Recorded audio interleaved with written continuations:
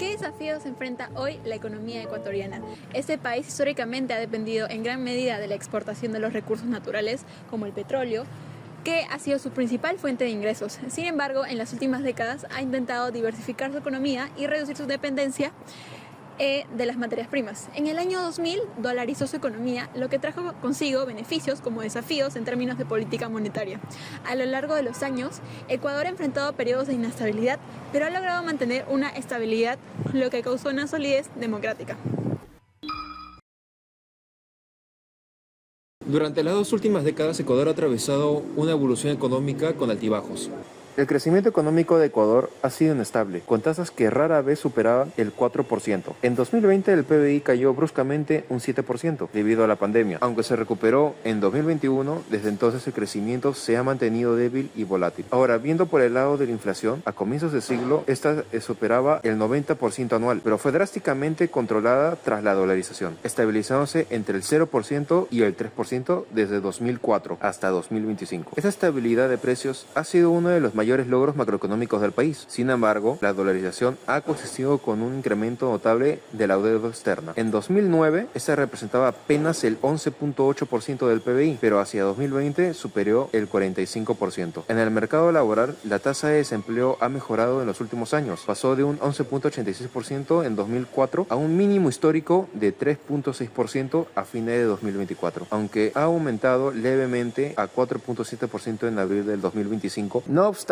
esto se vio opacado por la inseguridad ciudadana, ya que los homicidios intencionales por cada 100.000 habitantes entre 2015 y 2018 se mantenían entre 5 y 7 y se han disparado a más de 14 en 2021, siendo consecuencia de la violencia vinculada al narcotráfico y al crimen organizado.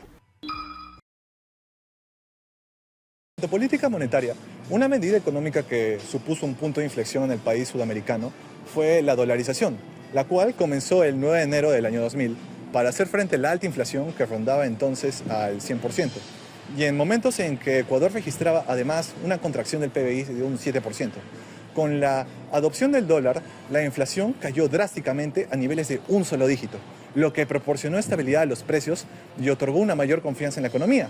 Ecuador ganó estabilidad económica y financiera gracias a la dolarización, pero subrayan que esa medida supone un freno para el país sudamericano en términos de competitividad al haber perdido su soberanía monetaria y comercial.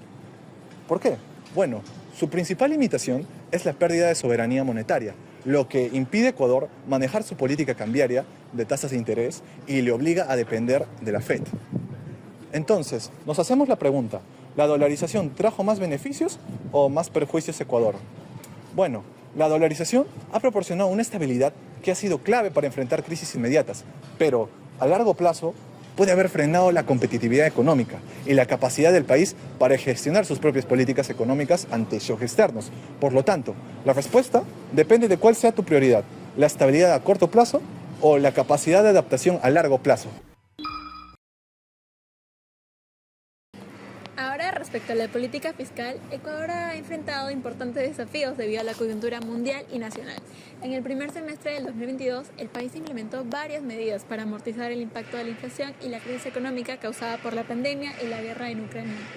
Entre las principales acciones están los subsidios a los combustibles. Esto permitió contener el aumento de los precios del transporte y los productos básicos. Asimismo, se lanzó una reforma fiscal que buscó incrementar los ingresos del Estado mediante la ampliación de la base tributaria y la mejora en la recaudación fiscal. Sin embargo, el subsidio a los combustibles ha generado un aumento significativo en el gasto público, lo que ha complicado las finanzas del gobierno. Pero, según los últimos reportes, el costo anual de los subsidios podría superar los 2.000 millones. Esto siendo un desafío fiscal importante. A pesar de los últimos esfuerzos por mantener la estabilidad de precios, la política fiscal sigue siendo sin estar focalizada, lo que esto provoca un gasto ineficiente en sectores que no lo requieren.